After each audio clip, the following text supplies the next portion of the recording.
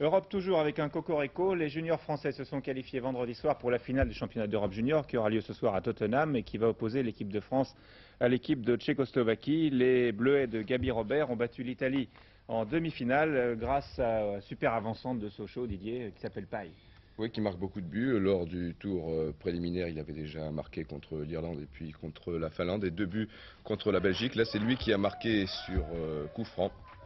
Et bien entendu, c'était la fête côté français après cette rencontre. Alors retenez bien ces noms: Sabonadière, Loricella, Rezeau, Prisset, Elie, Boitard, Bruno, Degrave, Christen, Fournier, Ribard, Fréchet, Fernier, Paille, Thomas, Guillon et Fourier. Ils sont entrés dans la légende du football français car ils disputeront une finale du championnat d'Europe des nations et ils y demeureront à tout jamais s'ils la gagnent cette finale, car nous avons remporté l'épreuve qu'à une reprise, c'était en 1949, il y a bien longtemps donc, et nous n'avons pas été finalistes depuis 15 ans. Alors, on revient à Chelsea, vendredi dernier, pour l'équipe de France qui jouait exceptionnellement en maillot blanc, la Squadra Azzurra, jouant évidemment, ça va de soi, en bleu. Et donc sur la droite de votre écran, en première mi-temps, l'équipe d'Italie qui était donnée grand favorite de cette épreuve et qui attaque ici avec Mancini, puis Mazzina et pour terminer Baldieri. Là, vous avez vu Sabonanière qui est très bien sorti. Cette équipe d'Italie qui ne nous réussit pas, qui nous a battus par exemple lors du dernier tournoi de Monaco en finale. Ici, vous voyez une belle action individuelle du capitaine Giannini qui nous rappelle un peu Antonioni. Le torse en avant, il nous rappelle aussi la panthère rose. Si vous voulez, toujours très à l'aise, balle au pied, en contre-attaque avec ici Bonetti qui lance très bien Mazzina, le joueur de Bologne, qui évolue d'ailleurs en équipe première, qui donne dans le trou à Baldieri. Et là encore une très bonne sortie du gardien français Sabonanière.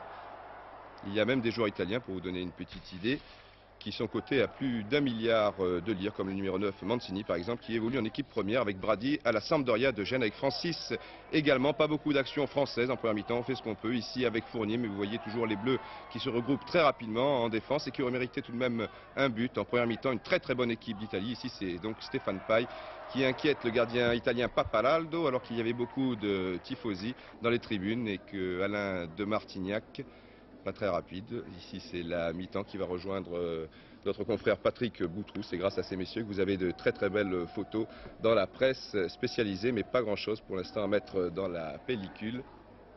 Quelques actions italiennes, pas beaucoup côté français, mais ça va peut-être pas tarder ici.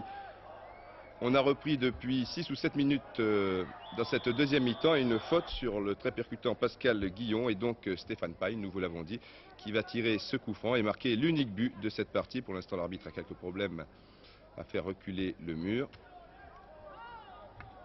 On prend tout son temps, c'est un moment important, c'est le tournant de cette partie, on ne le savait pas évidemment à ce moment-là. Non, à retirer et Paille très intelligemment retire rapidement et trompe Papalardo, donc 1-0 pour l'équipe de France. C'est l'unique but de cette partie. Et les Français qui vont se montrer très solidaires en deuxième période, car maintenant il faut tenir environ 30 minutes. Et sur les comptes, comme ici par exemple avec Fournier, ils seront bien prêts de réussir le chaos.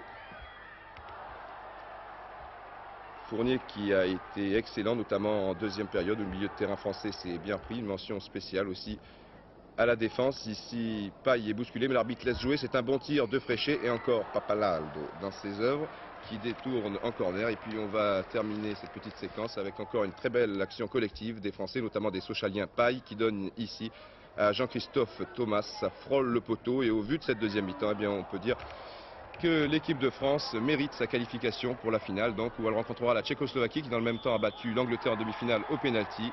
Et c'est curieux, c'est précisément contre la Tchécoslovaquie il y a 15 ans que la France avait disputé et perdu la finale à Cannes. Et maintenant on a gagné, on peut se décontracter et s'amuser. N'oublions pas qu'on a 17 ans et il ne faut pas vieillir avant l'âge. Ils ont bien raison.